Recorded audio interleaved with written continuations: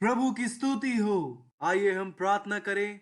परमेश्वर पिता, हम धन्यवाद देते हैं इस समय के लिए। हम धन्यवाद देते हैं परमेश्वर, आप जो भी कार्य कर रहे हैं उसके लिए। मैं प्रार्थना करता हूँ परमेश्वर कि आप हर एक के जीवन को, हर एक सेवक को और हर एक उस जन को जो यहाँ उपस्थित है और जो इस वचन को सुन रहा है, स्पर्श करे यीशु मसीह के नाम से। मैं प्रार्थना करता हूं परमेश्वर कि आपके वचन का प्रभाव, आपके वचन की गर्मजोशी और आपके वचन का अभिषेक इन सभी लोगों के ऊपर आकर ठहरे और इनकी सेवकाई को श्रेष्ठ बनाए यीशु मसीह के नाम से। और इसी पल से यह सभी महिमा और आदर को सभी मनुष्यों के बीच में और अपनी सेवकाई में पाए यीशु मसीह के नाम से। धन्यवाद परमेश्वर, हमारी इस प्रार्थना का जवाब देने के लिए। यीशु मसीह के नाम से हम इस प्रार्थना को मांगते हैं, आमीन। प्रभु आपको आशीष दे। आप बैठ सकते हैं। जैसा कि आप सभी जानते हैं कि हम यहाँ पर परमेश्वर की सोच को, परमेश्वर के उद्देश्य को और परमेश्वर की बुलाहट को पाने के लिए इकट्ठा हुए हैं, ताकि हम जानने पाए कि परमेश्वर हमारे जीवन में और हमारी सेवकाई में किस श्रेष्ठता की अपेक्षा करता है। और हम इस बात को भी समझने पाए कि हम सभी के पास संभावनाएं हैं और हमारे बीच में और हमारे आगे भी एक यात्रा है। आपके और मेरे जीवन में जिस भी चीज की आवश्यकता है, हमारे कार्य में, हमारे जीवन में, हमारी श्रेष्ठता में श्रेष्ठ बनने के लिए, यह सभी चीजें आपको, मेरे को, हम सभी को परमेश्वर प्रदान करे यीशु मसीह के नाम से। आज का विषय है एक श्रेष्ठ सेवक जो भविष्य के लिए चुना गया है। आज हम मूसा के जीवन की ओर देखेंगे कि कैसे परमेश्वर ने मूसा के जीवन में शुरुआत की, कैसे परमेश्वर मूसा के जीवन में बने रहे और कैसे परमेश्वर ने मूसा को एक ऐसे व्यक्ति के रूप में निर्माण किया जो भविष्य के लिए चुना गया हो। हम निर्गमन अध्याय 2 वचन 9 की ओर देखेंगे। निर्गमन अध्याय 2 वचन 9 में लिखा है, फिरौन की बेटी ने उससे कहा, तू इस बालक को ले जाकर मेरे लिए दूध पिलाया कर और मैं तुझे मजदूरी दूंगी। आगे वचन 10 में लिखा है, जब बालक कुछ बड़ा हुआ, हम अपने जीवन में चाहे कुछ भी करें, हमें चाहिए कि हम कुछ बढ़े, अपने जीवन में बढ़े, अपने दृष्टिकोण में बढ़े। आगे वचन में लिखा है, तब वह उसे फिरौन की बेटी के पास ले गई और वह उसका बेटा ठहरा। पर मूसा इससे कहीं बढ़कर था, क्योंकि जो मनुष्य भविष्य के लिए चुना गया हो वह सिर्फ किसी मनुष्य का बेटा या बेटी बनकर नहीं रह सकता, किसी एक चर्च का सदस्य बनकर नहीं रह सकता और किसी एक चर्च का सेवक बनकर नहीं रह सकता। आप सभी इससे कहीं बढ़कर होंगे और प्रदर्शित किए जाएंगे यीशु मसीह के नाम से। और उसने यह कहकर उसका नाम मूसा रखा, मैंने इसको जल से निकाला था। जरा इस बारे में सोचे। लिखा है, मैंने इसको जल से निकाला था। उसके पिता राजा फिरौन ने यह आज्ञा दी थी कि अगर कोई लड़का जन्मे तो उसे नदी में फेंक देना।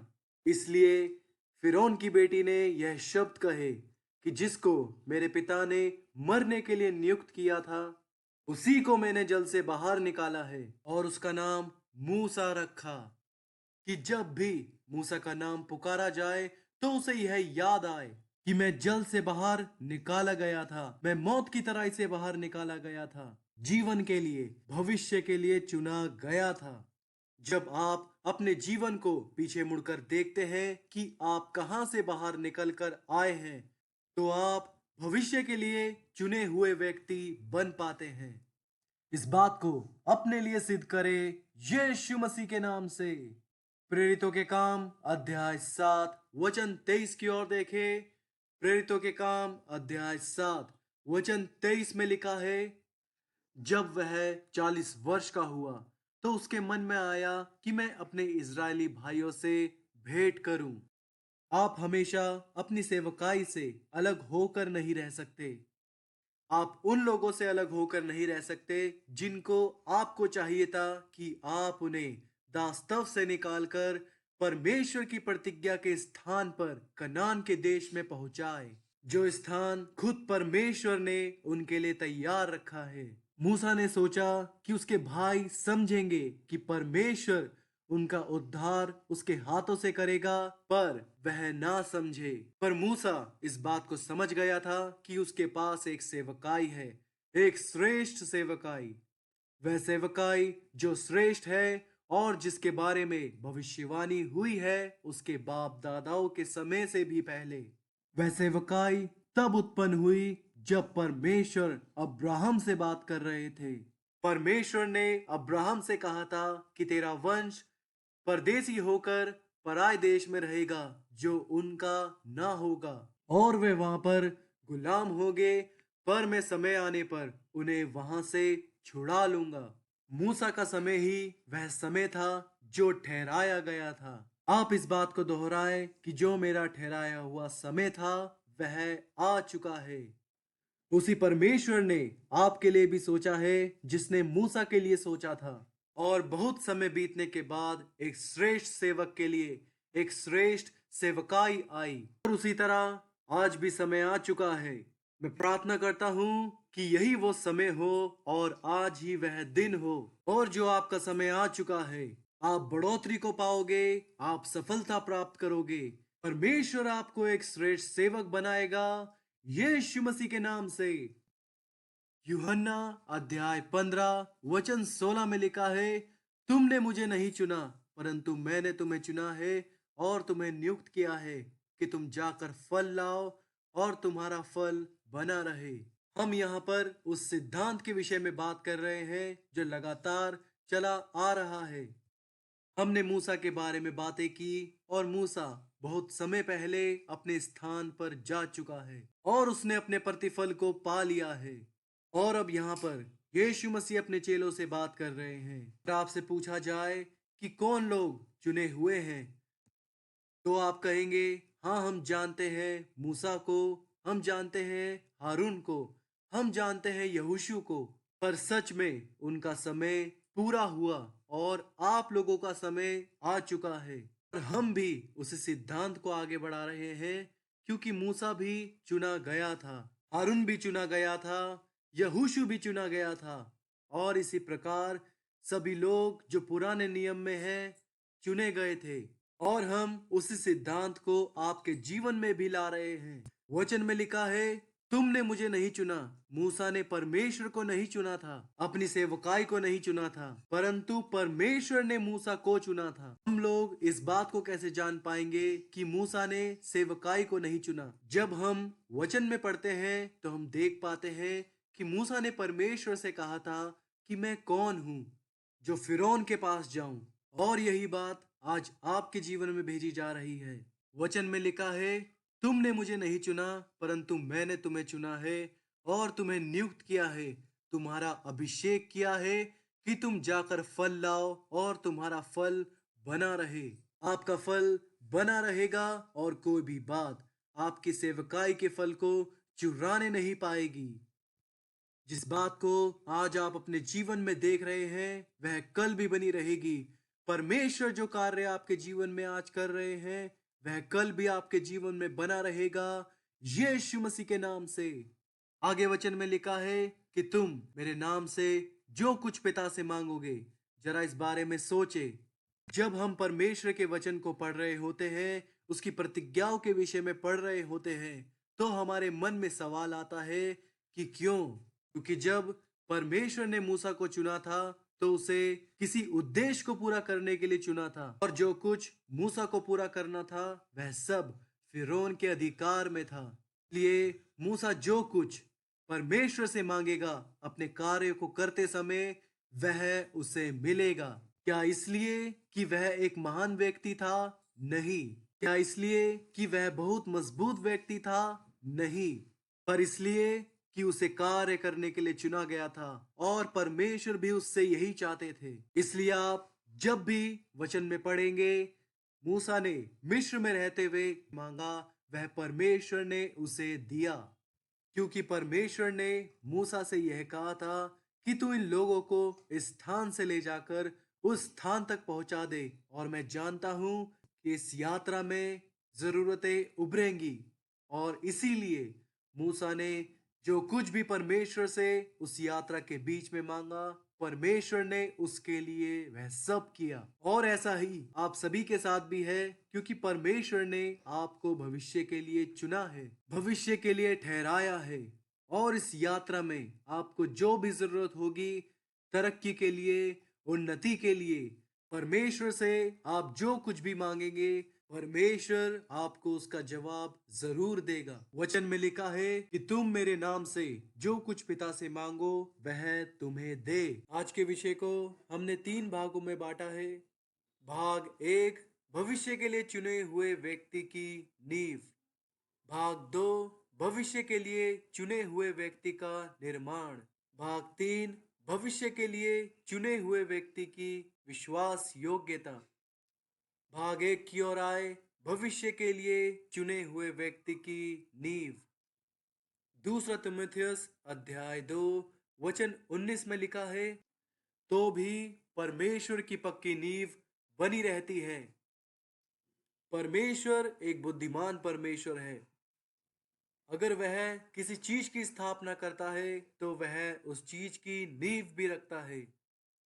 वचन में लिखा है, तो भी परमेश्वर की पक्की नींव बनी रहती है और उस पर यह छाप लगी है, प्रभु अपनों को ही पहचानता है और जो कोई प्रभु का नाम लेता है वह अधर्म से बचा रहे। इस भाग में हम 3 बातों को देखेंगे। पहली बात, भविष्य के लिए चुने हुए व्यक्ति का निर्माण। दूसरी बात, भविष्य के लिए चुने हुए व्यक्ति का विश्वास। तीसरी बात की ओर आए, भविष्य की प्रवृत्ति की ओर ध्यान केंद्रित करना। पहली बात की ओर आए, भविष्य के लिए चुने हुए व्यक्ति का निर्माण। संदेश की शुरुआत में हमने मूसा के विषय में सुना, हमने पाया और हमने देखा कि मूसा को परमेश्वर ने उस स्थान से जहां पर वो था उस स्थान तक पहुंचाया जहां पर मूसा को होना चाहिए था। प्रेरितों के काम अध्याय 7 वचन 19 से पढ़ेंगे। उसने हमारी जाति से चालाकी करके हमारे बाप दादाओं के साथ यहाँ तक बुरा व्यवहार किया कि उन्हें अपने बालकों को फेंक देना पड़ा कि वह जीवित ना रहे। अगर परमेश्वर किसी चीज की स्थापना करता है तो उसकी नींव को भी धरता है, चाहे कुछ भी हो जाए। पर वचन में लिखा है, तो भी परमेश्वर की पक्की नींव बनी रहती है और उस पर यह छाप लगी है, प्रभु अपनों को ही पहचानता है और जो कोई प्रभु का नाम लेता है वह अधर्म से बचा रहे। इस भाग में हम 3 बातों को देखेंगे। पहली बात, भविष्य के लिए चुने हुए व्यक्ति का निर्माण। दूसरी बात, भविष्य के लिए चुने हुए व्यक्ति का विश्वास। तीसरी बात, भविष्य की प्रवृत्ति की ओर केंद्रित होना। पहली बात की ओर आए, भविष्य के लिए चुने हुए व्यक्ति का निर्माण। इस संदेश की शुरुआत में हमने मूसा के विषय में सुना, हमने पाया और हमने देखा कि परमेश्वर ने कैसे मूसा को उस स्थान से जहां वो था उस स्थान तक पहुंचाया जहां उसे होना चाहिए था। प्रेरितों के काम अध्याय 7 वचन 19 देखेंगे। लिखा है, उसने हमारी जाति से चालाकी करके हमारे बाप दादाओं के साथ यहाँ तक बुरा व्यवहार किया कि उन्हें अपने बालकों को फेंक देना पड़ा कि वह जीवित ना रहे। चाहे आप सोचे कि मैं कहां पर पैदा हुआ, किन हालातों में पैदा हुआ, किन विचित्र हालातों में पैदा हुआ, इन हालातों के बावजूद भी आप भविष्य के लिए चुने हुए व्यक्ति बने रहेंगे। मूसा मिस्र में इसलिए पैदा हुआ क्योंकि वहां पर वो लोग थे जिन्हें मिस्र के दास्तव से निकलकर प्रतिज्ञा के स्थान पर वापस जाना था।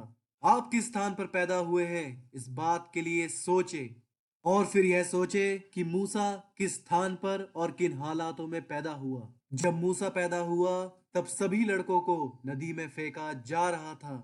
शैतान ने एक उद्देश्य का आग्रह किया। मूसा जो इजरायलियों के लिए छुड़ाने वाला ठहराया गया था वह ना आ सके। आपके बचपन में आपके साथ चाहे कुछ भी हुआ हो, आपने चाहे कुछ भी सोचा हो कि कैसे मैं इन सब हालातों को पार करूंगा, पर आप देखें कि आज आप यहाँ पर उपस्थित हैं। परमेश्वर के पास आपके जीवन के लिए एक उद्देश्य है और उसी उद्देश्य के लिए परमेश्वर ने आपको बचा के रखा है। वह लोग जो बच्चों को नदी में फेंक देते थे कि वह अपने जीवन को ना जी सके, वह सभी बच्चे अपने जीवन को जीने पाए और उन्होंने लाल समुद्र भी पार किया। और वह लोग जो उन बच्चों को पानी में डूबने के लिए फेंक देते थे, वह आप ही लाल समुद्र में डूब गए। परिस्थिति पूरी तरीके से बदल गई। परमेश्वर के पास एक उद्देश्य है और परमेश्वर के पास अपने बेटे और बेटियां हैं और उनके लिए एक भविष्य भी है। परमेश्वर के पास अपने बच्चों के लिए एक उद्देश्य है। हाँ, मैं आप ही के विषय में बात कर रहा हूँ। चाहे कोई भी आपके विषय में परमेश्वर के सामने विरोध को जताए कि यह जो आपकी संतान है वह अपनी नियति को पूरा नहीं कर पाएगा, आप उन लोगों की ओर बिल्कुल भी ध्यान ना दें। आप जरूर उस उद्देश्य को पूरा करेंगे। आप लोग शैतान के हर एक षड्यंत्र को छलांग जाएंगे। मैं आप सभी को आपके ठहराए हुए स्थान पर पाऊंगा, क्योंकि परमेश्वर का हाथ आपके ऊपर है। चाहे कोई भी आपके विषय में कुछ भी कहे, वह बात मायने नहीं रखती। जो बात मायने रखती है वह सिर्फ यह है कि आप भविष्य के लिए चुने गए हैं और आप परमेश्वर की संतान हैं।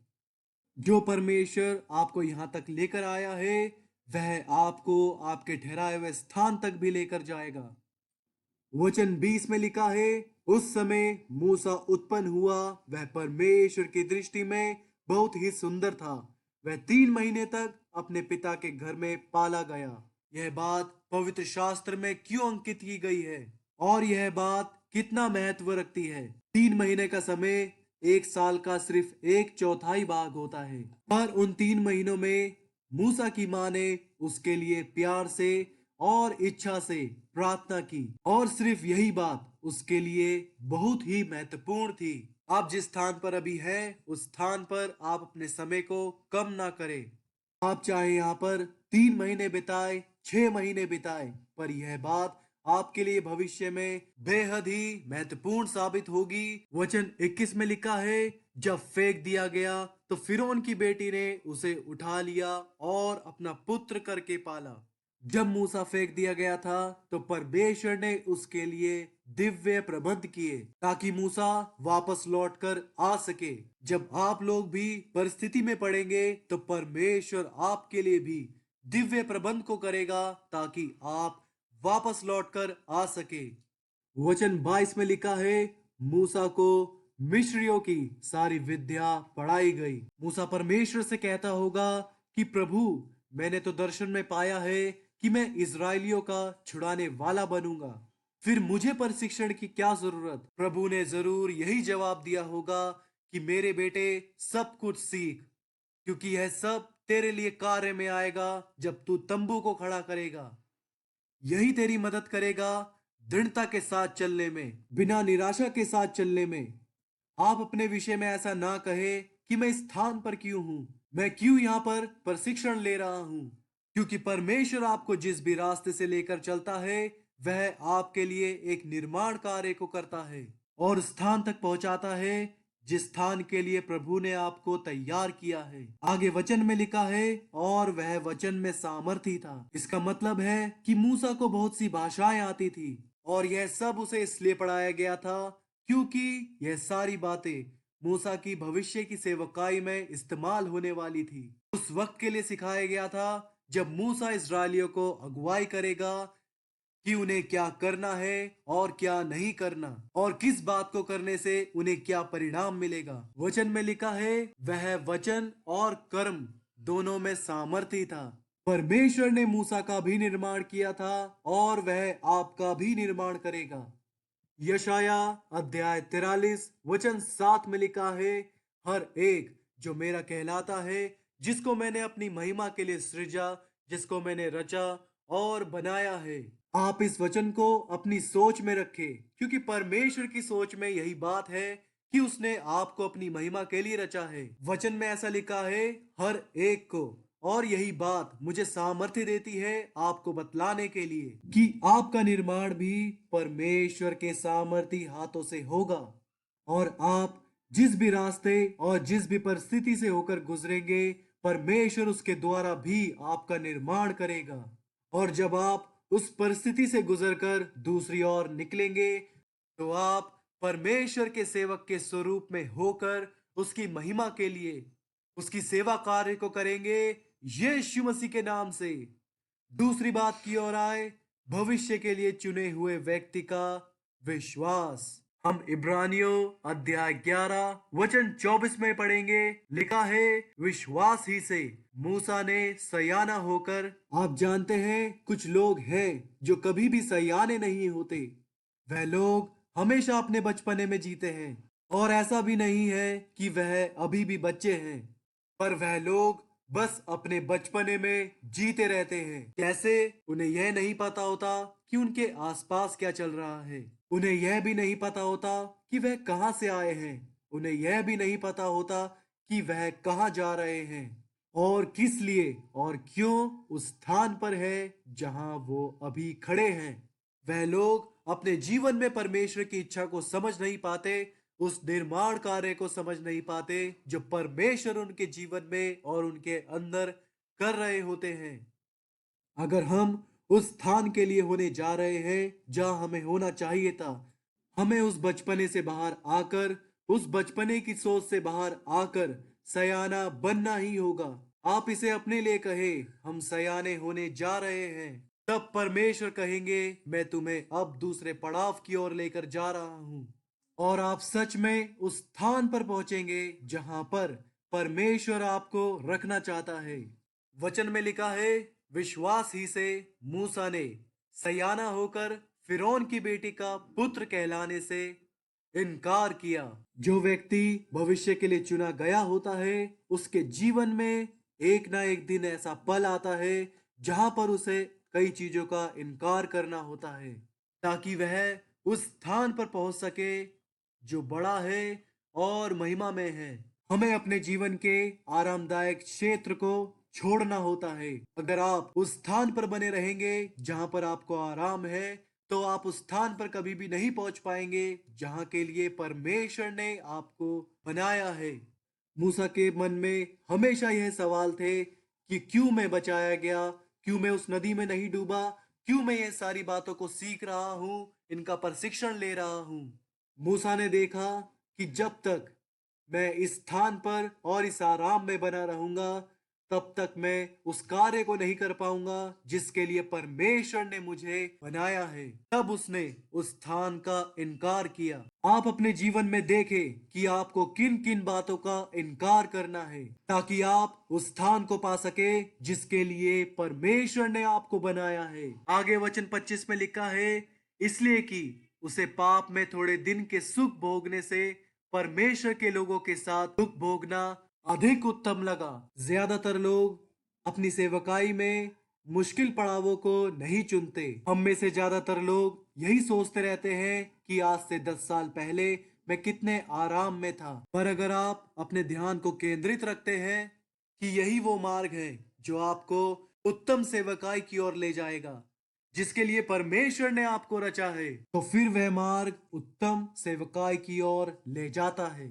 परमेश्वर आप पर कभी भी किसी भी प्रकार का भार नहीं डालते कि तुम्हें इसी मार्ग को चुनना है। चाहे हमारे संसारिक माता पिता या हमारे संसारिक अध्यापक हम पर किसी भी बोझ को डाले, पर जो हमारा परमेश्वर है वह हम पर किसी भी प्रकार का बोझ नहीं डालता। वचन में इस प्रकार लिखा है कि मैंने जीवन और मृत्यु दोनों तुम्हारे सामने रखी है, पर चुनाव आपका है। परमेश्वर आपको अगुवाई करेगा, परमेश्वर आपको संभाले रखेगा उस मार्ग के लिए। पर फिर भी जो अंतिम परिणाम का चुनाव है वह आप ही के हाथों में है। आप इस बात को अपने लिए कहे कि चुनाव मेरे हाथ में है। वचन में इस प्रकार लिखा है कि उसे पाप में थोड़े दिन के सुख भोगने से परमेश्वर के लोगों के साथ दुख भोगना अधिक उत्तम लगा। वचन 26 में लिखा है, उसने मसीह के कारण निंदित होने को मिस्र के भंडार से बड़ा धन समझा, क्योंकि उसकी आंखें फल पाने की ओर लगी थी। अब यह बात बहुत ही महत्वपूर्ण है जो समझने वाली है।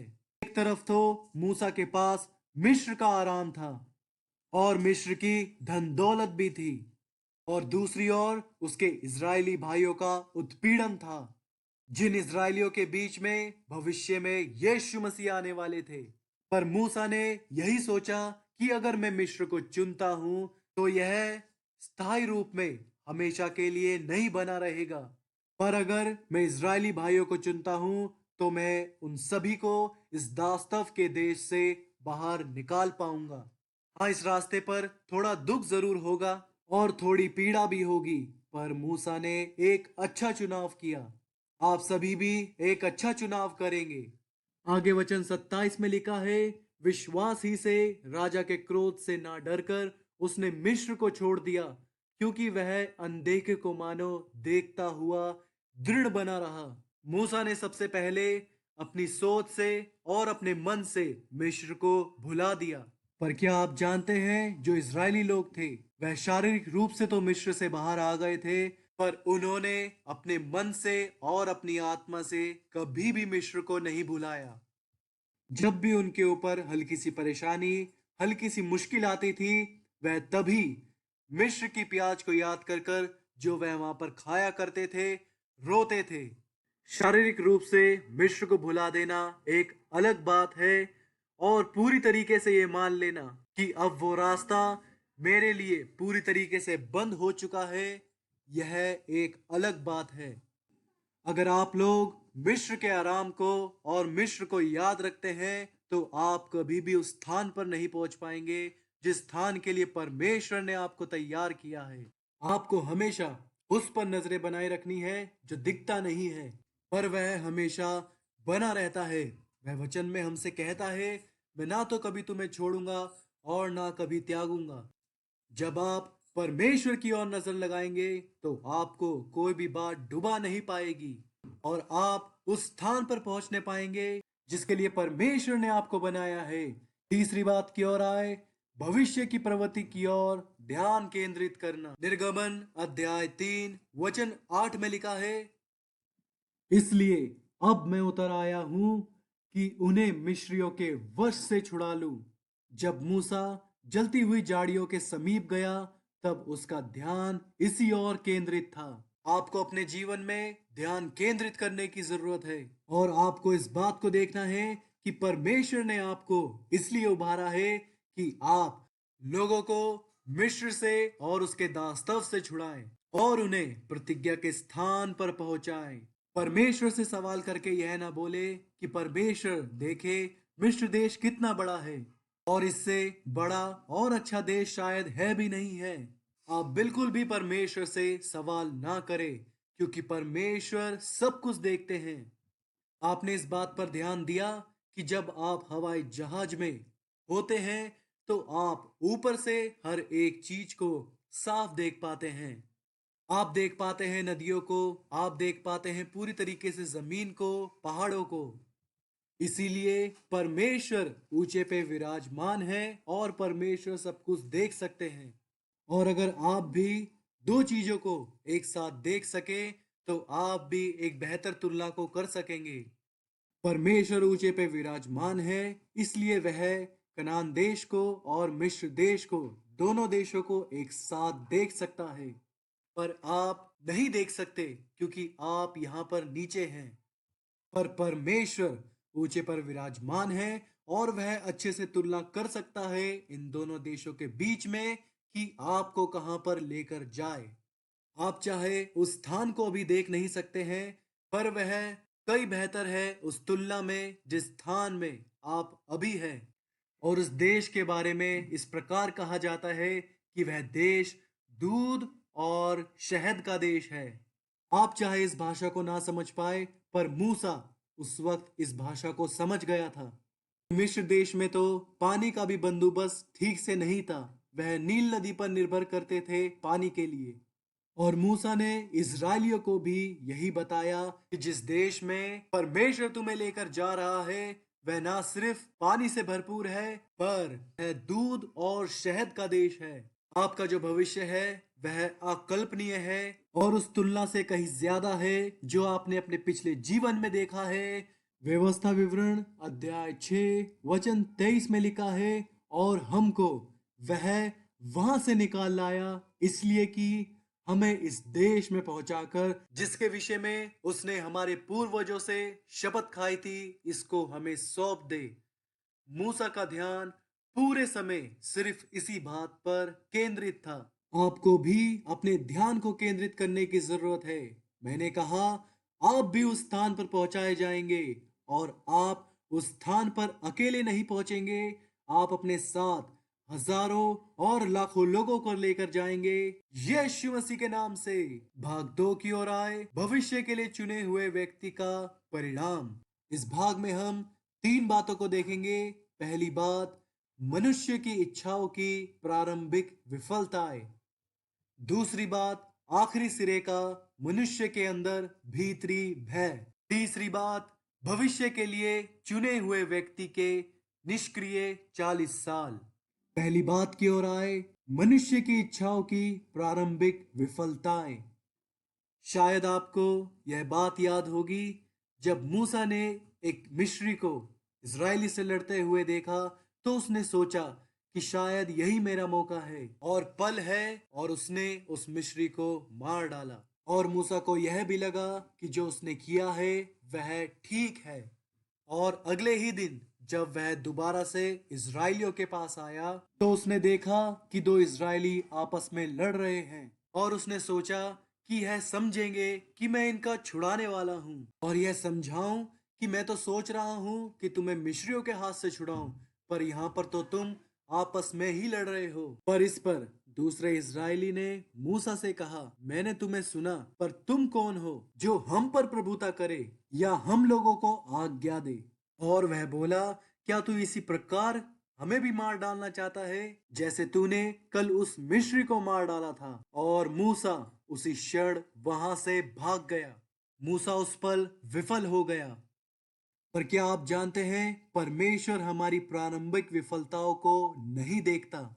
ऐसा कौन है जो विफल ना हुआ हो अपने जीवन कार्य में, अपने विद्यालय में, या उस काम में जो वह पहली बार करता है? पर आप इस बात को याद रखें कि परमेश्वर इस बात को नहीं सोचता कि जो आपने गलती की है वह हमेशा बनी रहेगी। पर यह सिर्फ आपका शत्रु सोचता है कि आपने जो गलती की है वह हमेशा बनी रहेगी। चाहे कोई भी आपकी भूलों को या गलतियों को याद रखे, पर परमेश्वर आपकी भूलों और गलतियों को याद नहीं रखता, क्योंकि जब परमेश्वर हमें माफ करता है तो वह उन बातों को भुला भी देता है। मनुष्य की इच्छाओं की प्रारंभिक विफलताएं। मूसा ने इच्छा रखी कि शायद यह लोग समझेंगे, पर वह लोग ना समझे। और परमेश्वर ने मूसा से कहा कि कोई बात नहीं, हम इसे एक साथ कर सकते हैं। चाहे पिछले दिनों में, पिछले सालों में कुछ भी हुआ हो, पर परमेश्वर आपसे कह रहे हैं कि आप अभी भी उसके सेवक हैं। दूसरी बात की ओर आए, आखिरी सिरे का मनुष्य के अंदर भीतरी भय। यह ऐसा ही है कि अब तो बस मैं आखिरी रास्ते पर आ गया हूँ, अब कोई आशा नहीं है, आगे कोई मार्ग नहीं है। निर्गमन अध्याय 3 वचन 10 की ओर देखे। लिखा है, इसलिए आ, मैं तुझे फिरौन के पास भेजता हूँ कि तू मेरी इजरायली प्रजा को मिस्र से निकाल ले आए। वचन 11 देखे। परंतु मूसा ने परमेश्वर से कहा, मैं कौन हूँ? हम लोग हमेशा अपने आप को दूसरों से तुलना कर कर देखते हैं और सोचते हैं कि दूसरा व्यक्ति मुझसे बेहतर है। पर याद रखें, आप लोग चाहे छोटे हो, पर आपका परमेश्वर एक महान परमेश्वर है। आप इसे खुद के लिए कहे कि मैं एक छोटा मनुष्य हूँ, पर मैं एक महान परमेश्वर की सेवा करता हूँ जो सब कुछ करने में सक्षम है, और वह ऐसा ही आपके जीवन के लिए करेगा, यीशु मसीह के नाम से। जब भी आपके दिमाग में यह सोच आए कि मैं कौन हूँ, तो यह याद रखे कि आपके जीवन की जरूरतों को पूरा करने वाला और भरपूर करने वाला परमेश्वर है। आप जब भी अपनी योग्यता के विषय में कुछ भी सोचे, तो आप दूसरा कुरिन्थियों अध्याय 3 वचन 5 को याद रखें। दूसरा कुरिन्थियों अध्याय 3 वचन 5 में लिखा है, यह नहीं कि हम अपने आप में इस योग्य है। मूसा अपने आप में योग्य नहीं है, और दाऊद भी अपने आप में योग्य नहीं था। पर वचन में लिखा है, यह नहीं कि हम अपने आप से इस योग्य है कि अपनी ओर से किसी बात का विचार कर सके, पर हमारी योग्यता परमेश्वर की ओर से है। आप इस बात को अपने लिए दोहराएं कि मेरी योग्यता परमेश्वर की ओर से है। चाहे आप अपने विषय में बहुत सालों से ये बातें कह रहे हैं कि मैं योग्य नहीं हूँ, मैं नहीं कर सकता, मैं पढ़ा लिखा नहीं हूँ, तो इस एक वाक्य में परमेश्वर हमें यही बताना चाहता है कि हमारी योग्यता उसकी ओर से है। अगर आप पेंसिल से कागज पर कुछ लिखते हैं तो आप एक बार में उसे मिटा नहीं सकते। ऐसे ही अगर परमेश्वर भी आपके जीवन से कुछ हटाते हैं तो वह एक बारी में उसे नहीं हटाते, वह लगातार उसे धीरे धीरे कर कर हटाते हैं। अगर आप भी जिस स्थान पर आपने लिखा है उसे एक ही बार मिटाकर दोबारा उस स्थान पर लिखने की कोशिश करें तो आप भी भ्रमित हो जाएंगे और वह पुरानी लिखी हुई बात, आपने जो नई बात उस पर लिखी है, उसे दबाने की कोशिश करेगी। आपको लगातार उन बातों को मिटाना पड़ेगा जो आपने पहले अपने लिए नकारात्मक तरीके से कहा था, और आप पाएंगे कि आपका कागज पूरी तरीके से साफ हो गया है और आप उस पर एक नए अध्याय को लिख सकते हैं कि अब आप परमेश्वर के सेवक हैं और भविष्य के लिए चुने हुए व्यक्ति हैं। अब कोई भी बात जो पुरानी है वापस उभर कर नहीं आने पाएगी, यीशु मसीह के नाम से। तीसरी बात की ओर आए, भविष्य के लिए चुने हुए व्यक्ति के निष्क्रिय 40 साल। यह बात हम सभी जानते हैं, इसके लिए हमें पवित्र शास्त्र खोलने की जरूरत नहीं है कि मूसा के पहले 40 साल और बाद के 40 साल मिलाकर 80 साल। पहले 40 सालों में जब मूसा ने सोचा कि यह लोग समझेंगे कि मैं ही वो जन हूँ जो इन्हें छुड़ा सकता हूँ, पर वह ना समझे और उन इस्राएलियों ने मूसा से कहा, तू कौन है? हमने सुना है कि तूने क्या किया है, क्या तू हमें भी उसी समान मार डालना चाहता है जैसे कल तूने उस मिस्री को मारा था? और मूसा इस बारे में जानता था कि उसके पहले 40 साल निष्फल हुए उस कार्य को करने में जो परमेश्वर ने उसे करने के लिए बुलाया था। इस दुनिया में एक कहावत है कि अगर कोई व्यक्ति अपने शुरुआती 40 सालों में मूर्ख बना रहता है तो वह हमेशा के लिए मूर्ख बना रहता है। अगर मूसा भी इसी समान सोचता कि उसके शुरुआती 40 साल विफल रहे हैं तो आगे भी वो विफल रहेगा, तो क्या होता? परमेश्वर इस प्रकार नहीं सोचते। आप लोग कृपया परमेश्वर की सुने। आप सभी के लिए एक नया जीवन आरंभ होगा और अगले 40 साल मूसा ने रेगिस्तान में गुजारे। मूसा भेड़ बकरियों का चरवाहा बना, इंसानों का नहीं। फिर जब वह 40 साल गुजरे तब परमेश्वर ने मूसा को जलती हुई झाड़ी में दर्शन दे के पुकारा, मूसा, मूसा। और मूसा ने कहा कि कोई मेरे नाम को पुकार रहा है। अगर कहावत यही है कि जो व्यक्ति 40 सालों तक मूर्ख बना रहता है वह हमेशा मूर्ख बना रहता है, तो क्या हो अगर मनुष्य अपने अगले 40 सालों में भी मूर्ख बना रहे, मतलब अपने 80 सालों में भी मूर्ख बना रहे। पर फिर परमेश्वर ने मूसा को 80 साल की उम्र में बुलाया। आत्मिक गणित को करें, अपने जिंदगी को दो भागों में बांट दें। अगर आप 60 साल के हैं तो अपने उम्र को दो हिस्सों में बांट दें, 30 और 30। क्या मैं सही हूँ? हाँ, मैं बिल्कुल सही हूँ, क्योंकि मैं गणित का अध्यापक रहा हूँ। कि जीवन के पहले 30 साल निकल चुके हैं और आप सोच रहे होंगे कि मैंने क्या पाया। आप अपने दूसरे 30 साल के बारे में सोच रहे होंगे कि मैंने क्या पाया। हिस्सों में शायद आपने कुछ ना पाया हो, पर जो आने वाला अगला हिस्सा है वही असली समय है। के पहले 40 साल बीते, फिर दूसरे 40 साल बीते और फिर मूसा ने वह चमत्कार पाया जिसकी अपेक्षा उसने ना की थी। उसने चट्टान में से पानी निकाला जो उसने कभी भी 80 सालों में नहीं किया था। मूसा ने मिस्रियों को उनके घुटनों पर ला दिया जो उसने अपने 80 सालों में नहीं किया था। आपके लिए बेहतर 40 सालों की शुरुआत हो रही है। मूसा लाल समुद्र में से होकर गया और वह उसमें तैर कर नहीं, उसे दो राहें कर कर के बीच में से गुजर के गया, और यह सब उसने अपने आखिर के 40 सालों में किया। चाहे शुरुआती 40 सालों में कुछ बेहतर ना हुआ हो, उसके बाद के 40 सालों में कुछ बेहतर ना हुआ हो, पर आज से आपके लिए एक श्रेष्ठ सेवकाई की शुरुआत हो रही है। उन्नति आप सभी के जीवन में आए, यीशु मसीह के नाम से।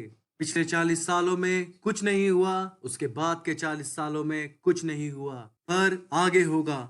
आपका पिछला जीवन आपके भविष्य के बारे में नहीं बताता। आपका भविष्य आपके पिछले जीवन से बहुत उज्जवल है, यीशु मसीह के नाम से। भाग 3, भविष्य के लिए चुने हुए व्यक्ति की विश्वास योग्यता। हम इस भाग में 3 बातों को देखेंगे। पहली बात, दृढ़ निर्णय और संकल्प वाले व्यक्ति का चेहरा। दूसरी बात, धार्मिकता और सिद्धांत वाले व्यक्ति की स्पष्टता। तीसरी बात की ओर आए, भविष्य के लिए पहली बात, दृढ़ निर्णय और संकल्प वाले व्यक्ति का चेहरा। यशाया अध्याय 50 वचन 7 देखे, लिखा है, क्योंकि प्रभु यहोवा मेरी सहायता करता है। यह व्यक्ति कौन है?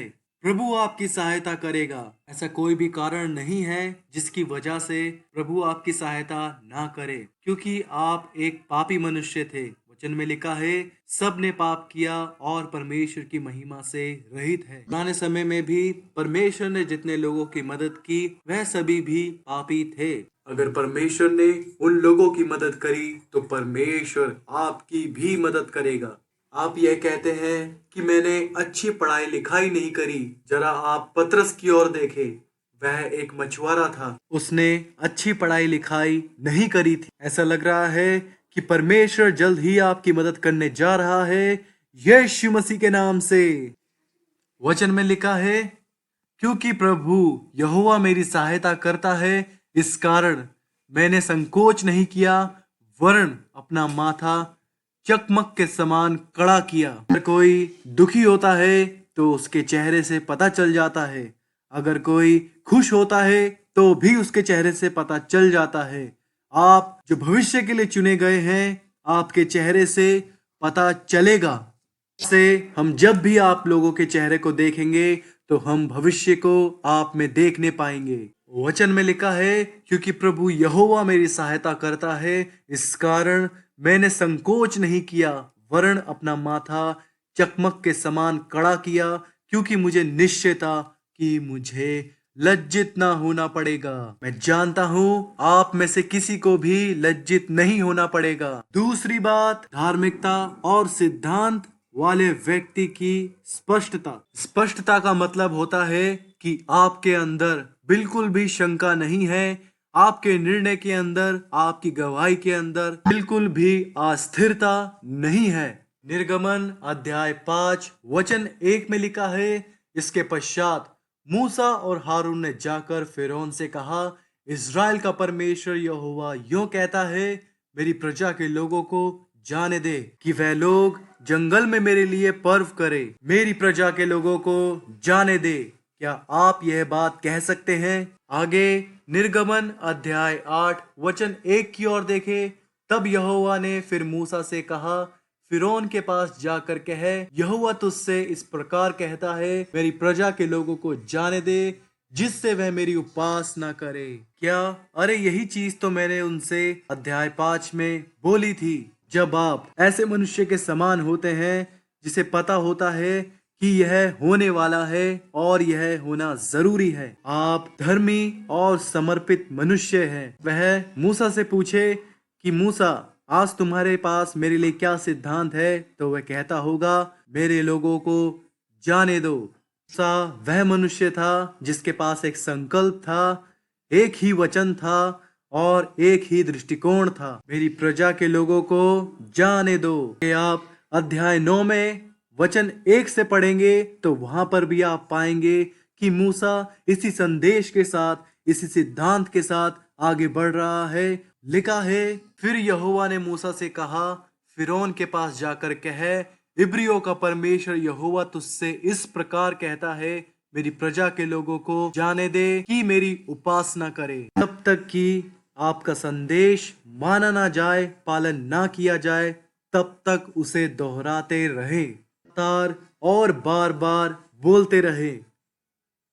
आपको यह लगे कि आपकी बात जो आप कह रहे हैं बहुत कमजोर है, एक पानी के बूंद के समान। पर अगर आप देखेंगे, जो पानी की बूंद छत से एक ही स्थान पर बार बार टपकती रहती है, बार बार एक ही स्थान पर गिरती रहती है, वो बूंद भी आखिर में उस स्थान पर एक निशान को छोड़ती है।